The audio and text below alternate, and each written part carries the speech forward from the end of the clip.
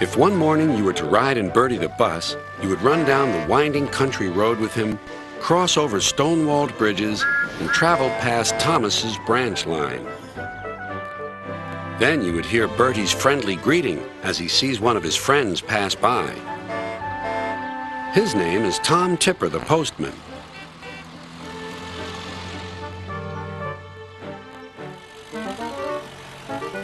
Every day, Tom travels cheerfully around the island of Sodor.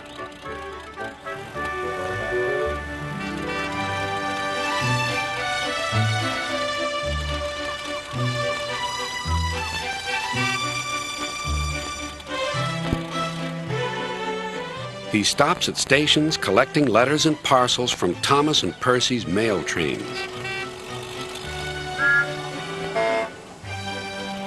Then he delivers the mail to farms and cottages far and wide.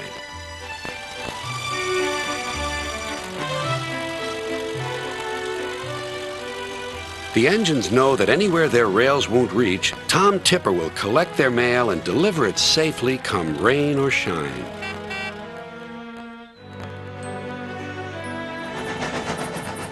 He's always ready to help load mailbags onto the trains, too. "Thank you, Tom," whistles Percy. "Yes, indeed," agrees Thomas. "You're a really useful postman." "Ah," replies Tom, "but where would I be without me van? We make a grand pair."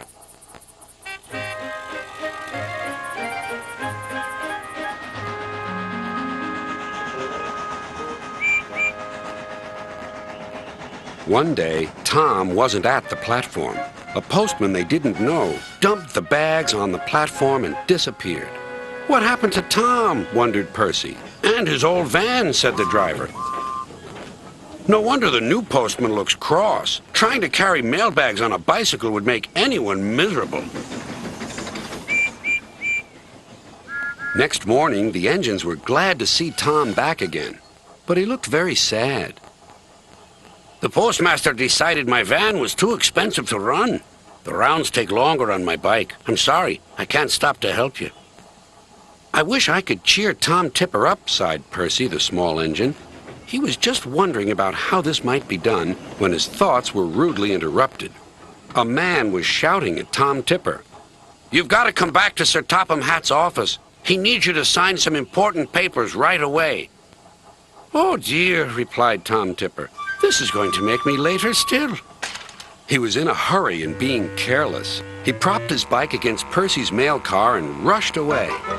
"Stop!" cried Percy, but Tom was out of sight. There was worse to come. Percy's driver hadn't seen the bike and he started away. "Oh no!" cried Percy. "Now there'll be trouble." And there was. Percy's driver quickly stopped the train. Everyone came running to the scene. Tom Tipper's bicycle was in pieces. "I'm sorry, Mr. Tipper," apologized Percy.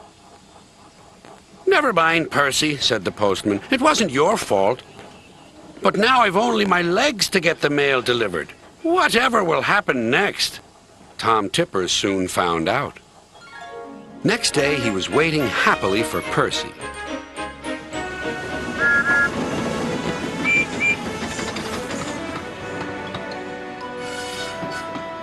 "Beep, beep," whistled Percy. "Is that a smart new van I see?" "It is indeed. That accident did me a good turn, Percy.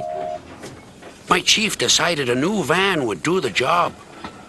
Much better than another bike, and worth the expense. Now I can always be on time again."